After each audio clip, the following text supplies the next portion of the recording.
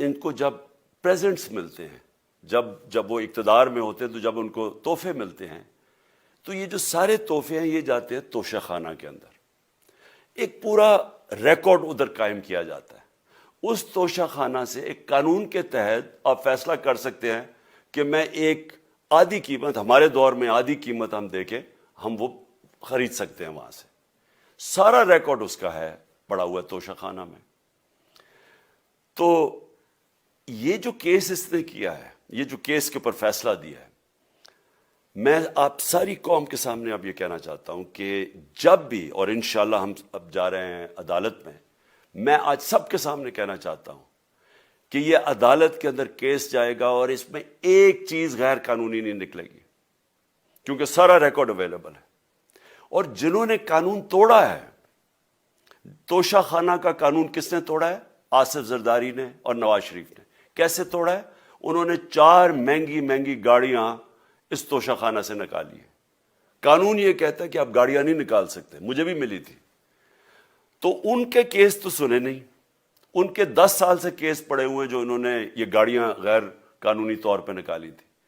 اور وہ جو کہ سارے میرے وکیل نے آج قوم کے سامنے بتایا کہ سارا ریکارڈ اویلیبل ہے، اس کے اوپر اس نے یہ فیصلہ کیا.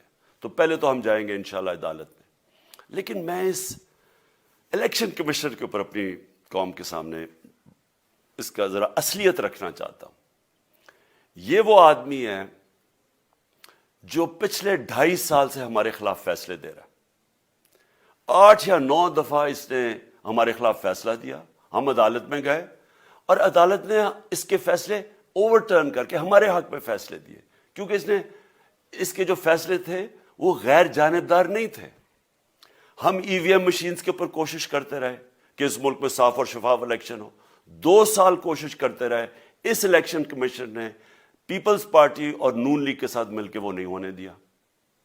ہم نے عدالت میں گئے کہ جو سینٹ کے اندر پیسہ چلتا ہے، سینٹ کے الیکشنز کے اندر، کہ وہ ووٹ ویریفائبل ہونی چاہیے، یعنی لوگوں کو پتا ہونا چاہیے کہ آپ کے ایم پی کدھر ووٹ ڈال رہے ہیں. ہم سپریم کورٹ میں گئے، سپریم کورٹ میں اجازت دے دی کہ ووٹ ویریفائبل ہونی چاہیے. اس نے روک دی.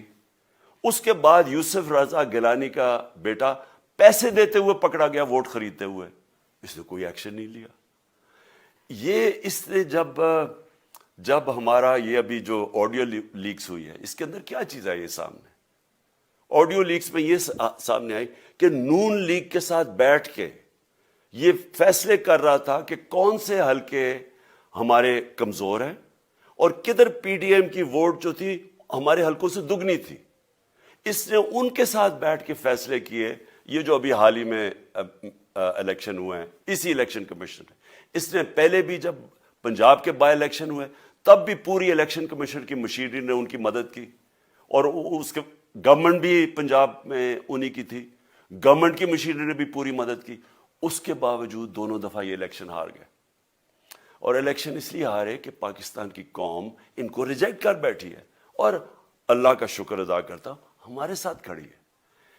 جب ہماری گورنمنٹ گئی تب سے یہ مافیا کوشش کر رہا ہے کہ تحریک انصاف کو ختم کرنے کی. پہلے تو انہوں نے گورنمنٹ گرائی بیرونی سازش، پھر انہوں نے کروڑ روپیہ خرچ کیا، 20 یا 25 کروڑ روپے کی ووٹیں خریدی، لوگوں کو لوٹا بنایا، ہماری گورنمنٹ گرائی. اس کے بعد جب ہم نے مظاہرہ کیا، پرامن مظاہرہ، آئین اور قانون میں رہتے ہوئے، ہمیں آئین اجازت دیتا ہے پرامن احتجاج کرنے کی. ہم نے پرامن احتجاج کرنا تھا. انہوں نے جس طرح ایک بیرونی، جو آج بھی وہ سائفر اویلیبل ہے جس میں واضح ہے کہ ان کو باہر سے مل کے انہوں نے گورنمنٹ گرائی تھی. سب کو پتہ ہے سندھ ہاؤس میں 25 کروڑ روپیہ چلا اور گورنمنٹ انہوں نے گرائی. اس کے اوپر مظاہرہ ہم نے کیا 25 مئی کو. انہوں نے جس طرح کا ظلم و تشدد کیا ہمارے اوپر، پاکستان کی تاریخ میں ایسے کبھی نہیں ہوا. عورتوں بچوں کے اوپر دیکھ رہے ہیں فیملیز، انہوں نے شیلنگ کی، گھروں میں گھس گئے رات میں، جو پنجاب پولیس کو انہوں نے استعمال کیا. اور انہوں نے سمجھا کہ پارٹی کراش ہو جائے گی، پھر بھی نہیں ہوئی. پنجاب کے بائی الیکشن ہار گئے. پھر انہوں نے میرے اوپر کیسز کرنے شروع کر دیے. کبھی عدالت میں ایک کیس ہوتا ہے، کوئی 24 ایف آئی آر ہے میرے اوپر، دہشت گردی کا میرے پہ کیس کر دیا. کیا کیس تھا؟ ساری دنیا میں رپورٹ ہوا وہ کیس کیا ہے کہ عمران خان کہہ رہا ہے کہ ریمانڈ پہ بھیجنے کے لیے ایک جس کے اوپر تشدد ہوا ہے، کسٹوڈیل ٹارچر ہوئی ہے شہباز گل کو، کہ ہم قانونی کارروائی کریں گے، اس کے اوپر دہشت گردی کا کیس کر دیا۔ تو پوری کوشش کرتے رہے نہ کسی طرح اس کو، کیونکہ میچ میں تو آپ کھیل نہیں سکتے تھے، تو عمران خان کو میچ سے نکال دو باہر۔ یہ شروع سے ان کی کوشش تھی۔ پتہ ان کو چل گیا کہ عوام آ گئی ہے کھڑی ہو ہمارے ساتھ، بڑے میں جلسے ہوئے ہیں، کبھی اتنے بڑے جلسے ہوئے ہی نہیں پاکستان میں۔ اور پھر یہ جو ابھی جو الیکشن ہوا ہے اس کے اندر پوری پلاننگ کرتے ایک کینڈیڈیٹ کھڑا کر کے پھر بھی ہار گئے۔ تو یہ مجھے پہلے ہی پتا تھا کہ انہوں نے اس کا رزلٹ کیا آنا ہے۔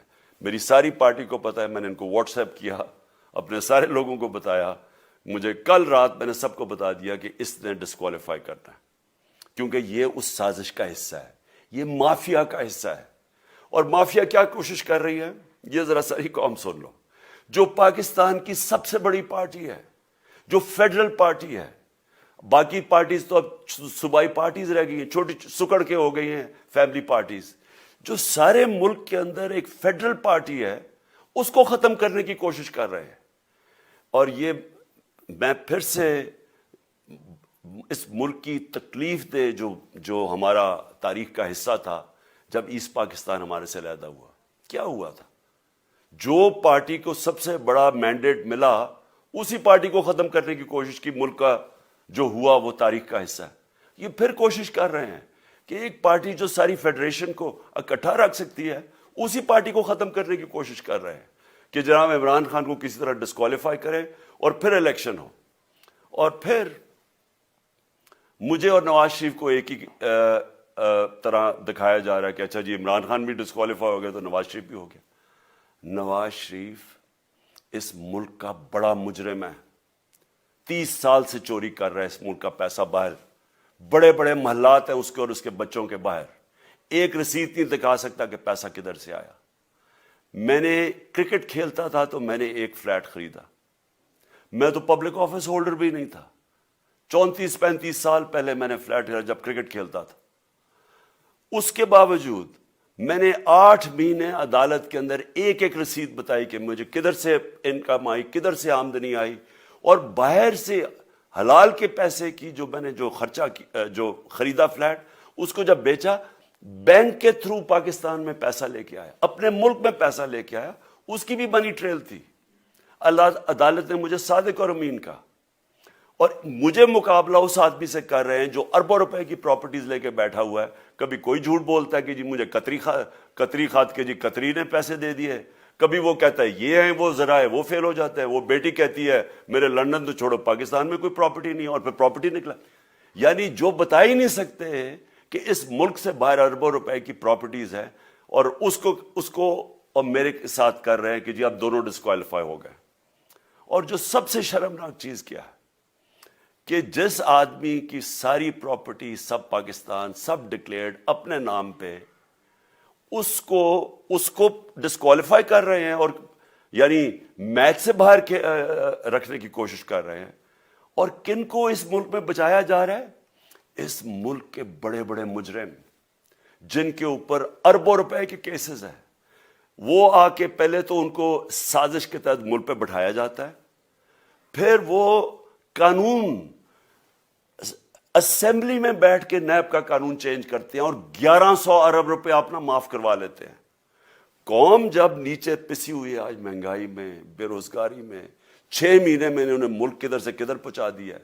آج دنیا کہہ رہی ہے کہ پاکستان قرضے نہیں اپنے واپس کر سکتا، ہمارے بانڈز کریش کر گئے ہیں، ہماری انڈسٹری نیچے جا رہی ہے، ہمارا فورن جو پاکستان میں ڈالرز آنے تھے ایکسپورٹس بھی نیچے جا رہی ہیں، ریمیٹنس بھی نیچے جا رہی ہے، ملک کی دولت کم ہو رہی ہے، گروتھ ریٹ نیچے چلی گئی ہے، کسان علیحدہ سڑکوں پہ نکلے ہوئے ہیں، ٹیکسٹائل انڈسٹری وہ 20% بند ہو گئی ہے۔ 6 مہینے میں وہ پاکستان کو یہاں لے کے آئے ہیں اور اپنے صرف پیسے بچا رہے ہیں، صرف آ کے اپنی چوری بچا رہے ہیں۔ اور جو آدمی 26 سال سے سٹرگل کر رہا ہے اس ملک میں، قانون کی بالادستی ہو، انصاف ہو، احتساب ہو، اس کے اوپر کیسز کر رہے ہیں اس طرح کے، صرف اور صرف میرا منہ بند کرنے کے لیے۔ میں آج اپنی ساری قوم کے سامنے آپ سب کے سامنے یہ وعدہ کرتا ہوں کہ میری جتنی بھی زندگی ہے وہ ان چوروں کا مقابلہ کرنے کے لیے. میں اس کو سیاست نہیں سمجھتا, میں اس کو جہاد سمجھتا ہوں. یہ جو مافیا بیٹھا ہوا ہے جس کا یہ حصہ ہے یہ الیکشن کمشنر, میں جب تک زندہ ہوں میں ان کا مقابلہ کروں گا. میں اپنے سارے آج جو پروٹیسٹرز بیٹھے ہیں, میں آپ سب کو آج پہلے تو شکریہ ادا کرتا ہوں. اب میں کہتا ہوں کہ اب آپ پروٹیسٹ ختم کر دیں. آج آپ پروٹیسٹ اب ختم کر دیں, کیونکہ لوگ اس وقت مشکل میں ہیں اور میں نہیں چاہتا کہ میری قوم مشکل میں ہو. لیکن آپ سب تیاری کریں. میں نے کہا تھا مہینے کے اینڈ میں لانگ مارچ کروں گا, اور میں پوری طرح انشاءاللہ اس ملک کی تاریخ کی یہ سب سے بڑا پروٹیسٹ ہوگا.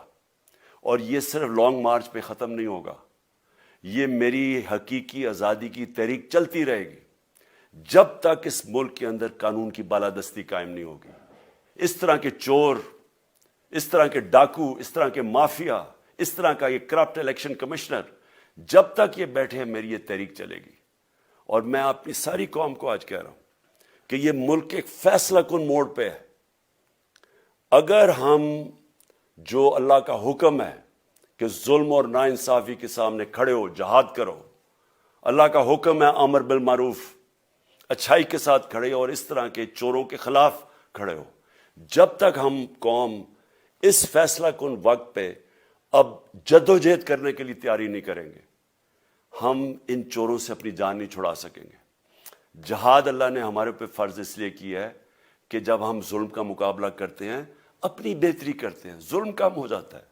جب ہم اس طرح کی ناانصافی اور ظلم کے سامنے سر جھکاتے ہیں ہماری معاشرہ تباہ ہو جاتا ہے.